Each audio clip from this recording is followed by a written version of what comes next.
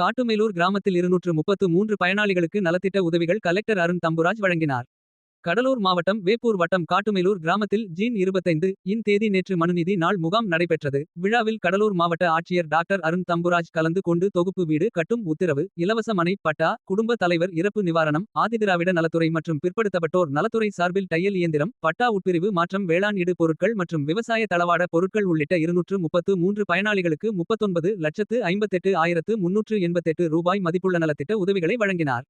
நிகழ்ச்சியில் அனைத்து துறை மாவட்ட துணை ஆட்சியர்கள், விருத்தாசலம் கோட்டாட்சியர் சையத் மஹ்மூத், வேப்பூர் வட்டாட்சியர் மணிகண்டன், சமூக நல வட்டாட்சியர் மோகன், வருவாய் ஆய்வாளர் ராஜவேல், மாவட்ட கவுன்சிலர் நகர் சக்திவிநாயகம், நல்லூர் சேர்மன் செல்வி, துணை சேர்மன் ஜான்சிமேரி, மண்டல துணை வட்டாட்சியர்கள் ஜாரஸ் பெர்னாண்டோ, வேல்முருகன், கிராம நிர்வாக அலுவலர்கள் அருண், கலையரசன், ராஜாமணி, கோபி, ஆறுமுகம், பிரியா, திருஞானமூர்த்தி, ரங்கநாதன், ராஜீவ் உள்ளிட்ட அனைத்து துறை அலுவலர்கள், கிராம உதவியாளர்கள் உள்ளிட்ட பலர் கலந்து கொண்டனர்.